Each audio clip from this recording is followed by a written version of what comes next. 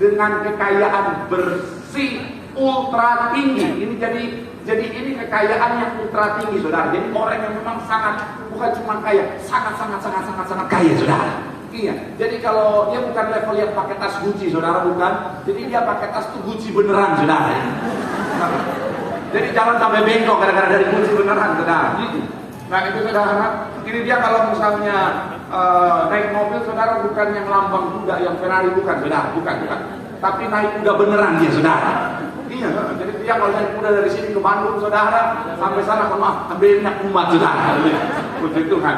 Nah, ternyata, saudara, itu terus mengalami peningkatan. Saat ini, saat terakhir survei 2021, 1.403 orang, saudara, yang ultra tinggi kekayaannya, saudara, dan diproyeksikan, saudara, diprediksikan tahun 2026, saudara, ada 1.810 orang yang ultra kaya, saudara. Dan doa saya salah satu diantaranya ada diantaranya, saudara. Boleh tepuk tangan yang paling meriah dulu. Saya pikir di sini, saudara, orang nanti kekayaan, saudara. Kenapa? Tapi dari amin yang memang semua haleluya luar biasa. Saya mau bilang, saudara, begini, saudara, kenapa saya bahas ini, saudara? Karena begini, ada banyak orang Kristen sepertinya anti kekayaan, saudara. Ada banyak orang Kristen ketika bicara tentang kekayaan, sepertinya anti kekayaan, dan sepertinya kayaknya Pak Pendeta jangan bicara kekayaan, Pak Pendeta. Ya Pak Pendeta, soalnya ada banyak pemahaman yang bilang, Pak Pendeta, yang kekayaan itu kan duniawi, Pak Pendeta.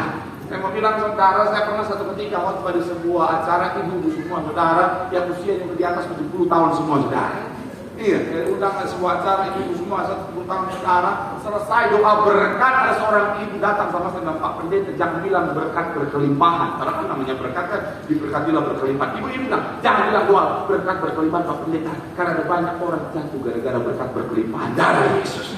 Saya mau bilang, saudara, ada banyak orang sepertinya anti terhadap yang namanya kekayaan, saudara. Apalagi ketika dia mungkin dia baca satu ayat dalam Alkitab yang bilang orang kaya itu tidak akan masuk surga, katanya, saudara. Saya mau bilang, saudara, hati-hati dengan pemahaman kita, saudara. Sama-sama bilang sama saya, hati-hati dengan pemahaman kita, saudara. Saya mau bilang, saudara, kenapa? Karena pemahaman akan menentukan iman, iman akan menentukan apa yang kita dapatkan, saudara. Sekali lagi, saudara, pemahaman, sama-sama bilang sama saya, pemahaman itu penting. Kalau saudara ingat ketika Tuhan Yesus pulang kampung, saudara, di Nazaret, ada banyak orang tidak terima mujizat, saudara. Kenapa? Karena mereka punya pemahaman yang salah. Pemahaman yang salah menghasilkan iman yang salah. Iman yang salah akan menghasilkan sesuatu hal yang akhirnya bisa berbeda dari apa yang Tuhan sediakan. Kenapa? Karena iman adalah dasar. Apa yang kita imani, buah dari apa yang kita pahami, akan menentukan apa yang kita dapatkan, saudara. Makanya hati-hati dengan apa yang kita pahami. Sama-sama bilang sama saya, hati-hati dengan apa yang kita pahami. Amin. Kalau Bapak-Ibu ada muncul, itu bisa dimunculkan, saudara. Jadi bicara tentang yang namanya pemahaman akan menentukan iman, iman akan menentukan apa yang kita dapatkan, saudara. Makanya ada banyak orang kenapa akhirnya tidak menerima berkat, yang salah satunya bicara tentang berkat secara jasmani, termasuk bicara tentang kekayaan. Kenapa? Karena pemahamannya adalah pemahaman yang salah, pemahamannya adalah pemahaman yang keliru. Padahal bicara tentang berkat termasuk kekayaan, itu Tuhan sediakan buat anak Tuhan, katakan amin. Saya mau bilang, saudara, Tuhan menyediakannya. Oleh sebab itu kita harus punya pemahaman yang benar, supaya iman kita benar. Dengan iman yang benar kita akan menghasilkan apa yang Tuhan sediakan. Saya mau bilang, saudara, melalui firman Tuhan, hari doa saya, semua yang hadir akan punya pemahaman yang benar tentang firman Tuhan, tentang berkat, tentang kekayaan, sehingga apa yang Tuhan sediakan menjadi bagian setiap kita. Yang setuju boleh berikan tepuk tangan yang paling meriah buat Tuhan.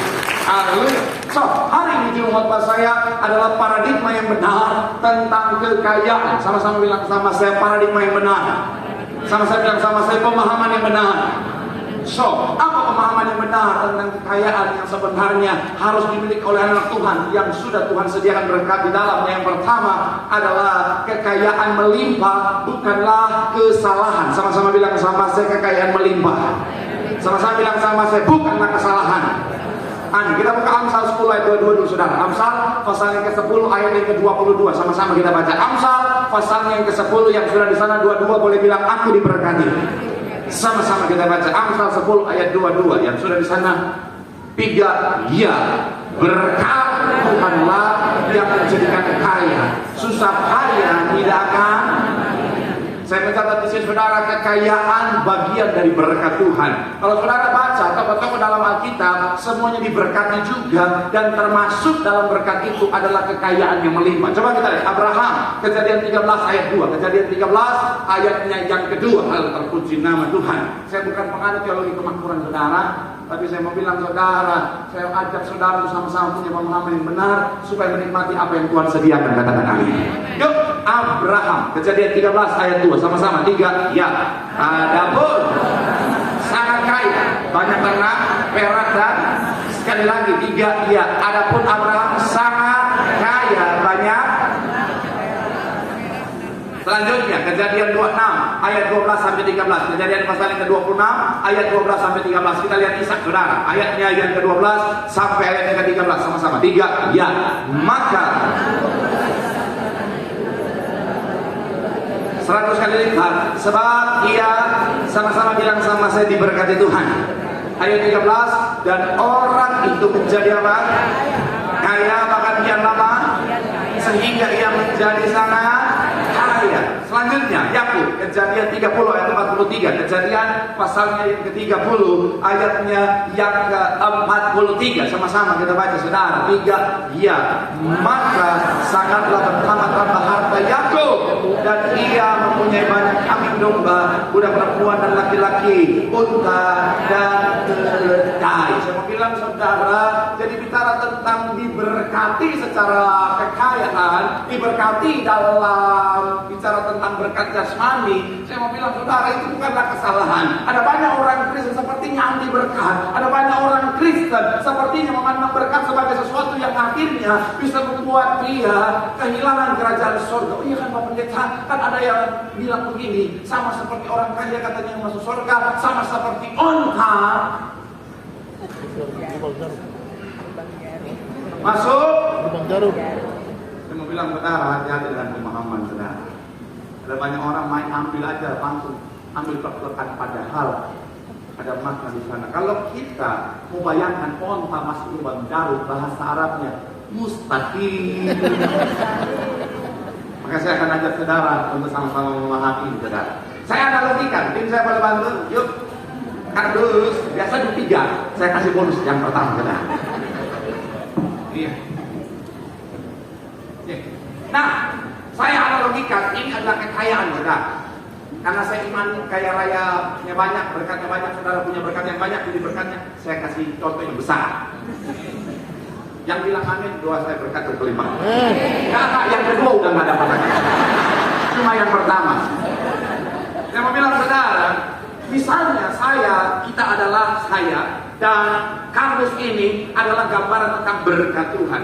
Bilang saudara, dan bicara tentang kerajaan sorga, Alkitab mencatat sempitlah jalannya. Nah, coba tim saya berdua boleh jadi gini aja ya. Mana di posisinya? Sini aja lah ya. Oke. Hadap ke depan ya. Oke. Oke. Lanjut. Itu mah kekecilan. Sampai oke. Oke. Nah, saya mau bilang saudara, ini gambaran pintu kerajaan sorga, sempit saudara, dan memang tiangnya besar-besar saudara. Oke. Nah, saya mau bilang saudara, apakah orang kaya bisa masuk dalam kerajaan sorga dengan kekayaan? Bisa nggak? Nggak bisa. So harus gimana? Hah? Saya mau bilang saudara, adalah dengan sogok yang menjaga sorga. Nggak, itu kalau kita lihat acara macam apa itu? Nggak. Saya mau bilang saudara, orang kaya yang Tuhan masukkan dalam ayat ini saudara, bisa masuk dalam kerajaan sorga selama dia menanggalkan segalanya.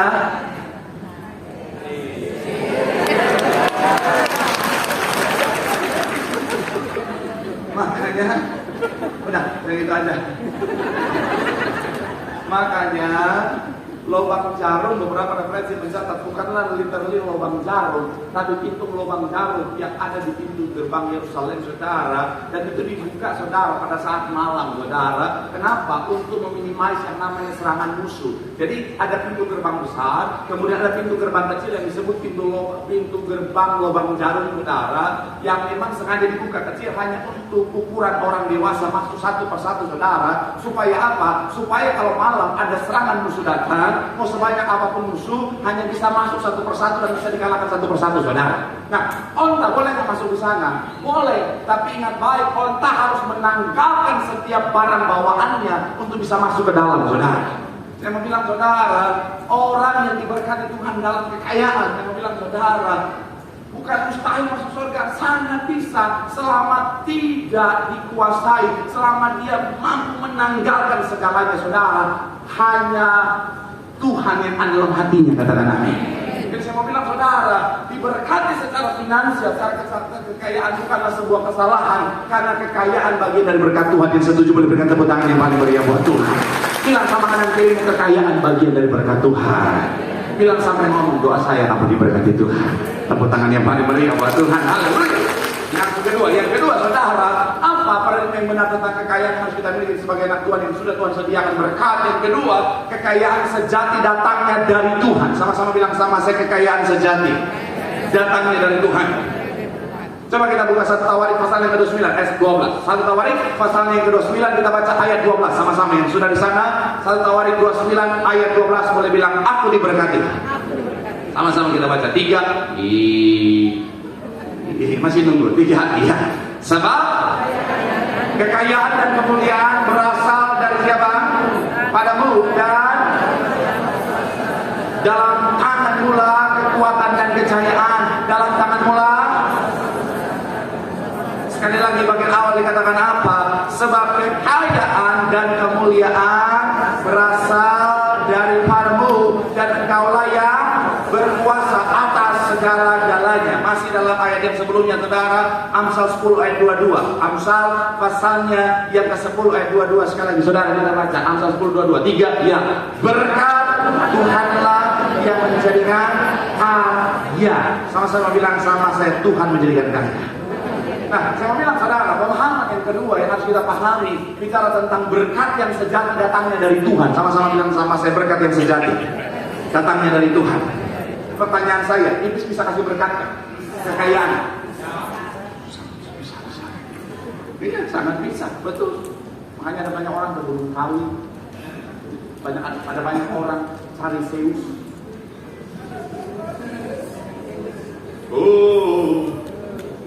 Dari buku laut saya lihat pendeta kok mengerti hal begitu. TikTok. Pendeta harus up to date supaya tahu dosa-dosa jemaat. Emang dosa pendeta doang diomongin jemaat, sama tuh pendeta begitu. Lu dia pendeta masuk, rambutnya berubah-ubah terus nggak jelas gitu. Saya mau bilang ya,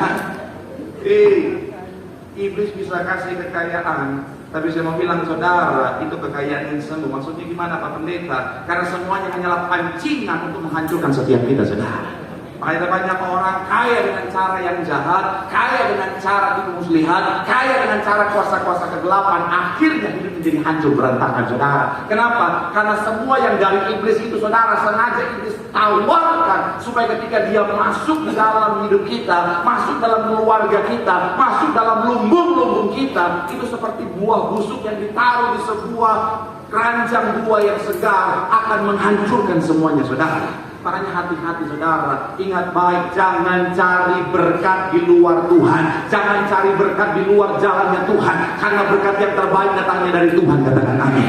Saya mau bilang, saudara, kalau ada tawaran-tawaran di luar sana untuk dapat berkat kekayaan yang besar, tapi harus membuatmu keluar dari jalan Tuhan, saya mau bilang, saudara, tinggalkan. Lebih baik dapat sedikit dari kebenaran daripada dapat banyak dengan kesalahan, saudara, dengan kecurangan. Semuanya akan menghancurkan, katakan amin.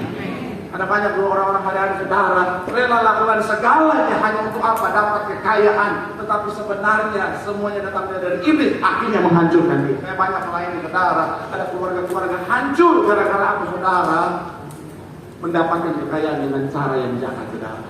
Banyak di Alkitab, saudara, ada banyak ayat yang bicara tentang kekayaan. Ada banyak ayat yang bicara tentang uang di sana, saudara. Dan semuanya mengarahkan setiap kita untuk mengerti sumber yang terbaik adalah Tuhan, saudara. Siapa loba keuntungan gelap menghancurkan?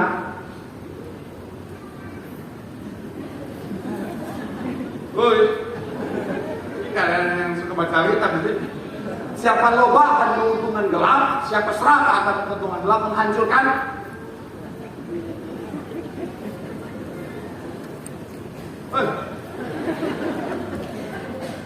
Saya pikir itu cuma BCP itu rajin baca Alkitab, saudara. Karena B dari BCP itu baca. B dari BCP itu Bible. Dan cuma apa? Siapa loba akan keuntungan gelap menghancurkan rumah tangganya. Jadi saya mau bilang saudara, hati-hati, saudara. Iblis bisa sepertinya memberikan kekayaan, tetapi ujung-ujungnya menghancurkan, saudara. Tapi kalau kita sadar berkat yang terbaik datangnya dari Tuhan, kita hanya mencari berkat dari Tuhan, kita hanya meminta berkat dari Tuhan. Berkat yang dari Tuhan itu indah, luar biasa, membawa damai, membawa sukacita. Tepuk tangan sekali lagi yang paling meriah buat Tuhan. Bilang sama kanan kiri, jangan cari yang lain. Berkat yang terbaik datangnya dari Tuhan. Tepuk tangan yang paling meriah buat Tuhan. Haleluya. Yang ketiga, bersiap-siap, saudara. Yang ketiga, apa paradigma yang benar tentang yang namanya kekayaan yang harus kita miliki masa setiap kita. Yang ketiga, kekayaan bukan tujuan, tetapi alat mencapai tujuan. Sama-sama bilang sama saya, kekayaan bukan tujuan, tetapi alat untuk mencapai tujuan. Coba kita buka Amsal 3 ayat 9. Amsal pasal ketiga ayat yang ke-9 yang sudah di sana, boleh bilang aku diberkati. 3, ya, muliakanlah dan dengan bagian awal dikatakan apa? Muliakanlah Tuhan dengan, kata muliakan bahasa aslinya tuh kabar. Kabar artinya berbuat atau melakukan tindakan yang menghasilkan kemuliaan bagi Tuhan. Saya mau bilang saudara, kekayaan Tuhan anugerahkan bagi setiap kita dengan tujuan. Kalau saudara ingat, Yusuf diberkati sangat kaya dalam posisinya sebagai seorang yang punya posisi nomor 2 di Mesir. Tujuan Tuhan adalah supaya dia bisa menolong banyak orang, terutama bangsanya, dan di sana nama Tuhan dipermuliakan. Jadi saya mau bilang saudara, ada banyak orang salah memahami menjadikan harta kekayaan sebagai tujuan. Akhirnya sepanjang hidupnya yang dia kejar harta. Mohon maaf, ujung-ujungnya ketika dia dapat semuanya, hidupnya jadi tidak bermakna, saudara. Karena sebenarnya tujuannya adalah kemuliaan nama Tuhan.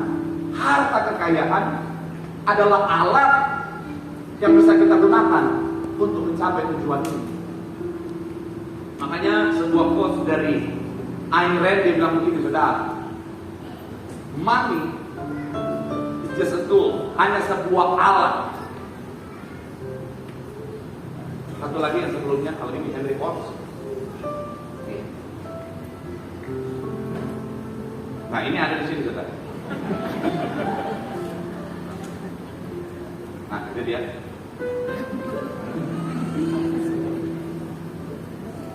Jadi Ayn Rand dia bilang begini, saudara, uang hanyalah sebuah alat. Dia akan bisa membawamu kemana saja yang kamu mau. Tapi pastikan kamu tetap menjadi drivernya, pengemudinya. Kita yang pegang kendali. Tadi ada quote dari Henry Ford, dia bilang uang adalah hanyalah sebuah alat dalam bisnis saudara. Jadi saya bilang sekali lagi, saudara, kekayaan itu baik selama kita menyadari itu adalah alat. Apa sih maksudnya alat? Alat artinya begini, saudara, kita yang menguasainya, kita yang kontrol kekayaan itu. Ada banyak akhirnya jadi kesalahan karena dia mengizinkan si alat ini justru menguasai dirinya dan memperalat dia, menguasai dirinya dan mengontrol dirinya. Ini yang berbahaya. Ada banyak orang bikin dosa gara-gara diizinkan harta kekayaan menguasai dirinya, kontrol dirinya. Ada banyak orang melakukan kesalahan karena dia biarkan harta kekayaan yang menguasai hidupnya, bukan sebaliknya. Makanya Gembala Sinak pernah khotbah bilang begini, saudara, uang itu hamba yang baik, tetapi tuan yang jahat. Jadi selama kita yang menguasai uang dari hamba, kita bisa pakai itu untuk hal-hal yang baik, katakan amin. Ya kan? Saya pendeta, saya bukan pendeta yang kaya raya, saudara. Walaupun kalau boleh Tuhan masuk di antara 1000 yang tadi boleh juga. Tapi kalau saya udah masuk ultra kaya, setiap jemaat yang hadir saya pulang, saya kasih satu orang 1 M.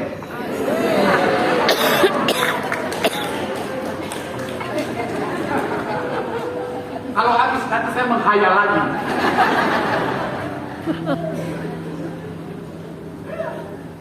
Saya bukan pendeta yang kaya raya, saudara. Saya pendeta yang pas-pasan. Mas butuh ada, mas butuh apa ada. Tapi oleh karena kekurangan Tuhan, saya dipercayakan untuk melayani banyak jemaat, saudara.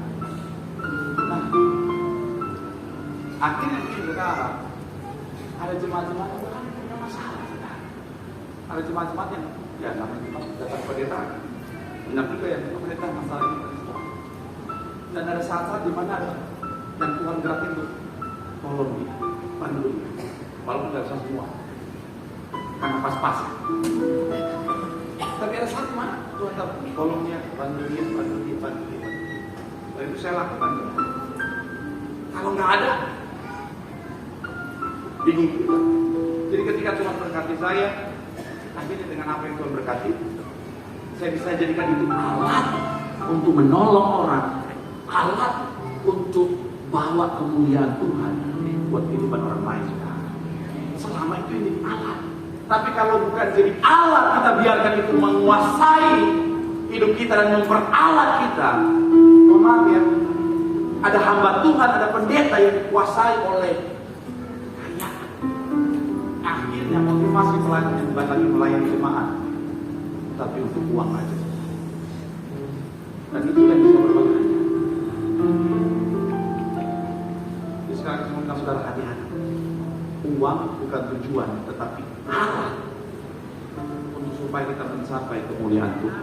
Supaya melalui apa yang Tuhan lakukan, kita akan gunakan untuk kemuliaan nama Tuhan. Dan ini kalau kita pahami dengan benar, setiap apa yang kita terima, kita gunakan untuk kemuliaan nama Tuhan. Tuhan melihat dari surga, Tuhan pasti tambah-tambahkan berkat berkelimpahan, supaya melalui setiap kita nama Tuhan semakin dipermuliakan. Tepuk tangan sekali lagi yang paling meriah buat Tuhan. Bilang sama kanan kiri, kekayaan bukan tujuan, tetapi alat untuk kemuliaan nama Tuhan. Sekali lagi tepuk tangan sorak-sorai yang diberkati oleh lambaikan tanganmu. Tepuk tangan sorak-sorai yang paling meriah buat Tuhan. Haleluya, haleluya, haleluya. Inilah yang ku punya, hati